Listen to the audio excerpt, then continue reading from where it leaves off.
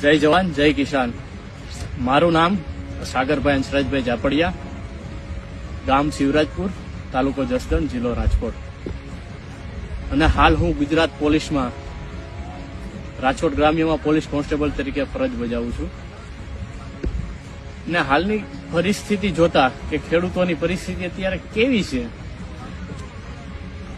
કે કમોસમી વરસાદને કારણે, માવઠા થવાના કારણે ખેડૂતોનો પાક નિષ્ફળ જાય છે।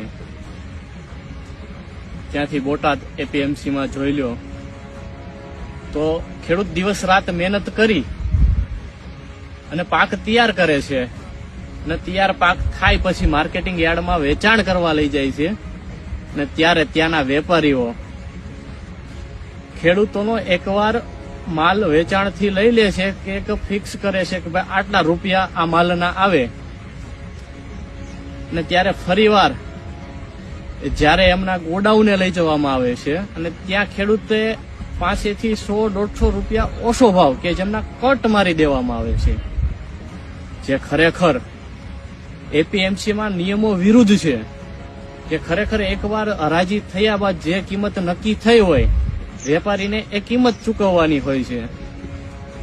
તેમ છતાં કે ખેડૂતો કહે છે કે આવો કરદા ના કરો, અને ખેડૂતો કે જે નિયમો વિરુદ્ધ ખોટું કરે છે વેપારીઓ, અને ખેડૂતો એકઠા થાય છે તો એમને એકઠા થવા દેવામાં નથી આવતા।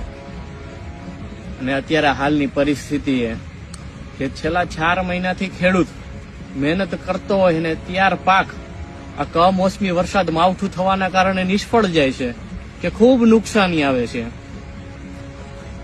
એનો જ તમે અત્યારે એક નજીવો દાખલો લઈ લો તો વિછા તાલુકાના રેવાણિયા ગામમાં કે જે એક નાનો ખેડૂત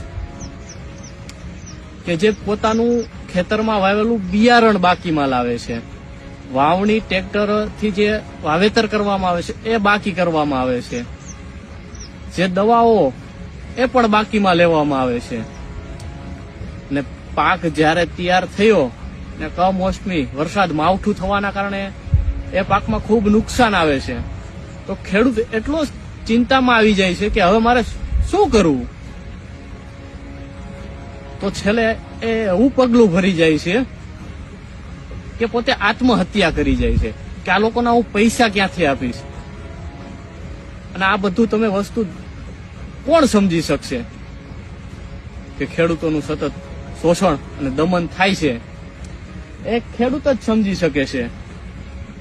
અને આ જે વસ્તુ છે એ જોતા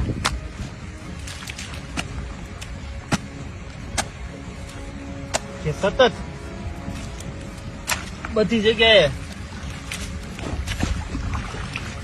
ખેડૂતોનું શોષણ થતું આવે છે,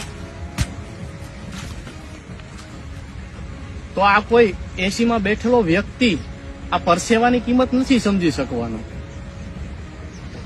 અને આવું જ તમે એક જો અત્યારે ગુજરાતમાં અસંખ્ય વ્યાજખોરોના ગુનાઓ, જમીન માફિયાઓના ગુનાઓ, જમીન પચાવી પાડવી, ખૂબ બધા ગુનાઓ બને છે કે આજે બેફામ જમીન માફિયાઓ અને વ્યાજખોરોના તમે બનાવ જોઈ લો। અત્યારે આપણે તો અહીં નજીકમાં જસદણ તાલુકાનું આપણું કાળાસર ગામમાં લાલજીભાઈ મકવાણાની એક નજીવી રકમમાં કે ખૂબ વ્યાજખોરોનો ત્રાસ, કે એટલી હદે એમને ત્રાસ આપે છે, તેમ છતાં છેલ્લે એક નજીવી રકમ માટે કે એમનું મર્ડર કરી દે છે। તમે વિચાર તો કરો, આ ખેડૂતની વેદના તો જુઓ તમે, કોણ સમજી શકે આ। અને જમીન માફિયાનો જ બનાવ લઈ લ્યો તો વિછા તાલુકાના ખોરિયાળે ગામનો ઘનશ્યામભાઈ રાજપરાની કે જમીન માફિયાઓ દ્વારા કે જેમને અવારનવાર અરજીઓ કરેલી છે, તેમ છતાં જમીન માફિયાઓ કાયદાના ભય વગર ઘનશ્યામભાઈ રાજપરાની હત્યા કરી દે છે। તો આ નાના માણસ ખેડૂતનું સતત જો આ રીતથી શોષણ અને દમન થતું રહેશે તો શું પરિસ્થિતિ આવશે। આ બધી પરિસ્થિતિઓને જોઈ અને એમની ચિંતા થતી હોય, જેટલી હદે હું એમની મદદ કરી શકતો હોઈશ એટલે એમની મદદ કરવા માટે હું મારી આ સરકારી નોકરીમાંથી રાજીનામું મૂકું છું અને આ લોકોની મારાથી જેટલી મદદ થતી છે એટલી હું મદદ કરીશ. જય હિન્દ, જય ભારત.